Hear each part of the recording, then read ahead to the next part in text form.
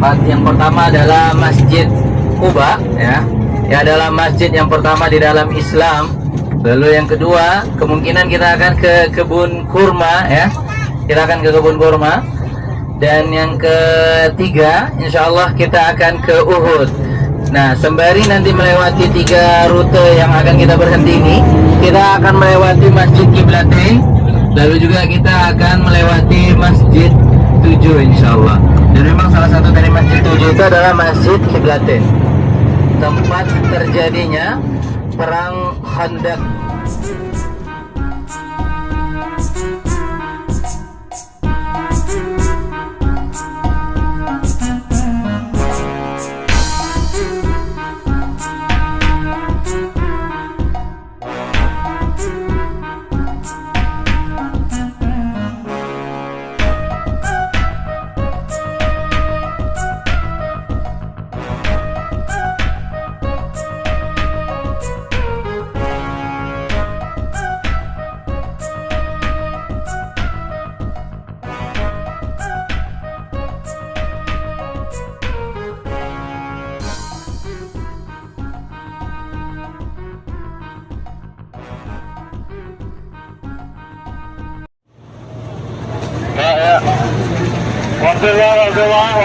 Warga langsung Bapak Ibu di sini.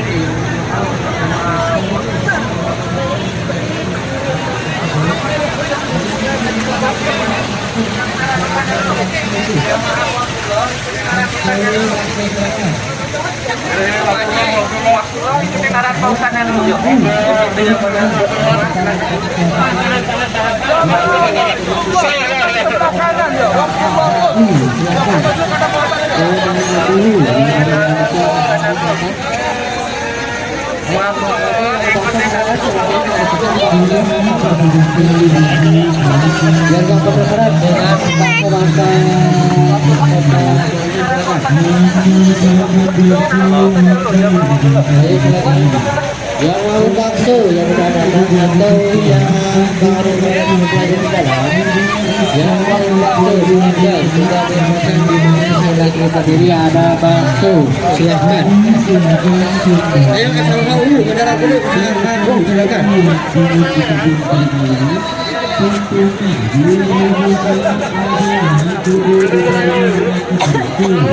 Buat jemaah Indonesia yang mau berbelanja, yang nggak punya uang real, pakai rupiah juga bisa. Untuk jenis pembayaran apapun, silakan Bapak Ibu sekalian. Yang mau bakso, yang mau jus buah potong, yang mau kopi juga ada, silakan. Yang mau kerupuk juga ada, silakan. Ayo silakan Bapak Ibu masuk. Ayo silakan, baru potong ke dalam dulu, Pak Ustaz, silakan. Yang sebelah sini juga bisa, silakan. Yang mau bakso silakan Bapak Ibu sekalian, tunggu ada kesempatan. Ayo Ibu bakso dulu Ibu silakan. Yang mau bakso, yang mau jus potong juga ada, silakan bakso Ibu. Ini bakso Ibu, tinggal sekalian. Jadi silakan sembari menikmati suasana pagi di kebun kurma ini. Silakan, selamat datang kepada jemaah Indonesia. Selamat menikmati suasana berbelanja di kebun kurma Kota Baru ini, silakan. Ayo Bapak Ibu sekalian yang sudah dari dalam atau yang mau datang, yang mau bakso silakan. Bakso silakan. Selain bakso ada juga es teh, jus buah potong, yang mau kopi juga ada, yang mau kerupuk juga ada, silahkan. Bakso silakan Bapak Ibu sekalian, yang mau bakso silahkan. Bakso silahkan Bapak Ibu sekalian.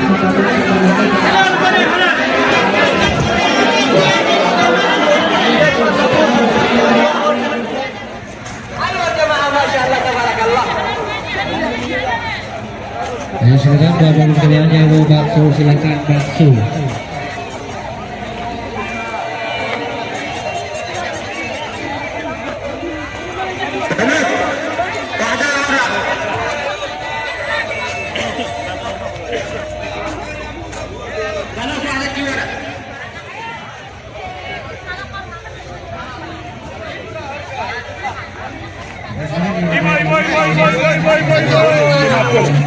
Ini 50.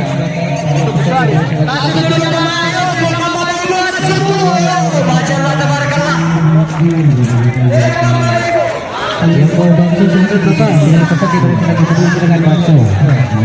Mumpung ada kesempatan, Ibu bakso dulu Ibu, biar gak penasaran. Dicoba dulu baksonya silakan.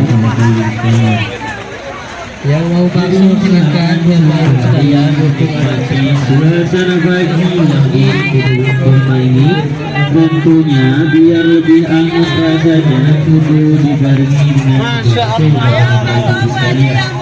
Karena beberapa bubur perlu kita ketahui kurang lengkap rasanya terkait bubur kurma kalau tidak mencoba baksonya. Jadi silahkan yang mau bakso bubur sekalian untuk menjadi kurma. Kapan lagi makan bakso dengan kurma?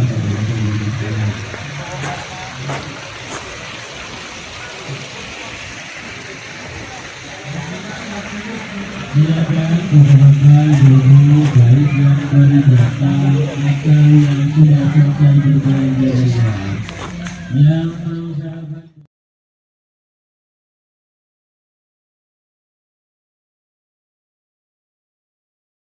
di zaman Khalifah Umayyah untuk mengingatkan kejadian bahwa pertama kali Rasul melaksanakan salat Jumat. Masjid Kita lanjut lagi. Waduh. Layang nih. Kita lanjut lagi Pak Bu. Jadi setelah itu di tahun terakhir ya barulah datang 73 berbaiat kepada Nabi SAW di tempat baiat Aqabah. Aqabah itu adalah nama daerah ya. Aqabah itu adalah nama daerah. Mereka mendatangi Nabi Muhammad lalu mereka berbaiat dan mereka menyatakan sami'na wa ata'na. Jadi di sini adalah base campnya Rasulullah dengan beberapa sahabat ketika perang Khandaq. Tahu perang Khandaq? Perang Tarit. Jadi sewaktu itu hampir 8.000 atau 12.000 di dalam beberapa riwayat mendatangi kota Madinah. Jadi orang-orang Quraisy ini udah benar-benar ngerasa kalah ya dengan Nabi Muhammad. Akhirnya mereka ngomporin semua Arab untuk menyerang kota Madinah. Nah sewaktu itu Nabi dari wasilahnya Salman Al-Farisi memberikan apa? Memberikan musyawarah untuk menjadikan Madinah ini diberikan tempat tarit. Karena Salman berkata, wahai Rasulullah, apakah saranmu adalah wahyu? Lalu Nabi berkata, wahai Salman, apa saranmu? Kalau dahulu kami berperang, ya, kami berperang lalu mendapatkan musuh yang lebih kuat dari kami akan membuat parit di sekitar kota kami.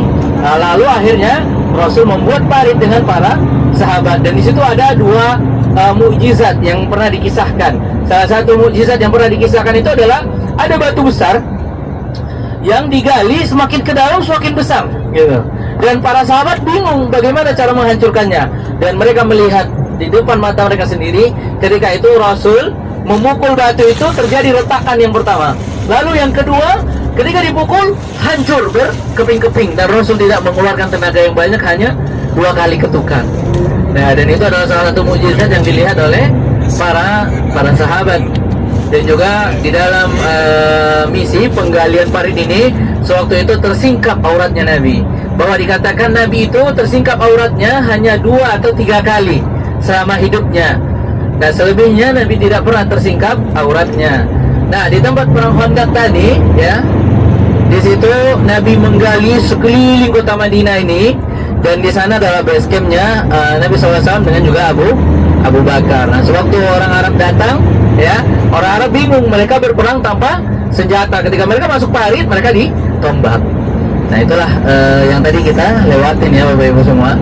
Lalu kita akan lanjut, tadi kita sampai ke Jawabat, dimana sewaktu turun dalil ya, fawalli wajhaka syataral masjidil haram, maka palingkanlah wajahmu ke arah Masjidil Haram. Nah sewaktu dalil itu turun, Nabi sudah melaksanakan sholat asar kalau tidak salah di kota di Masjid Nabawi. Lalu para sahabat berkeliling. Nah ketika sampai di kiblatan ini adalah Masjid Bani Salamah. Nama aslinya adalah Masjid Bani Salamah. Sewaktu itu sahabat berkata, wallahi sungguh aku sholat bersama Rasulullah dan aku sudah menghadap ke arah Makkah, ke arah Ka'bah. Akhirnya Bani Salamah yang sedang sholat jamaah di sini, mereka memutarkan arah kiblatnya sekitar 180 derajat menghadap ke kota Makkah. Dan di mana tempat salat dipindahkan tadi, nah akhirnya disebutlah Masjid Kiblatain. Sebenarnya nama masjidnya adalah Masjid Bani Salamah. Nah, itu ya. Ini yang sebelah kanan Bapak Ibu, Masjid Kiblatain. Nah, kita lanjut kembali.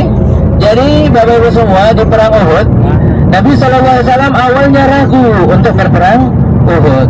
Nah, para sahabat mengadu bahwa kami tidak mengikuti perang Badar, wahai Rasulullah. Maka ikutkanlah. Bahkan di antara sahabat yang meminta berperang itu adalah orang-orang yang munafik. Nah, akhirnya Rasul mengeluarkan zirahnya lalu mengatakan kepada para sahabat apa? Sungguh pantang untuk seorang nabi setelah menggunakan zirahnya untuk melepaskannya. Barulah setelah itu ya Nabi SAW berangkat dengan 1000 orang menuju.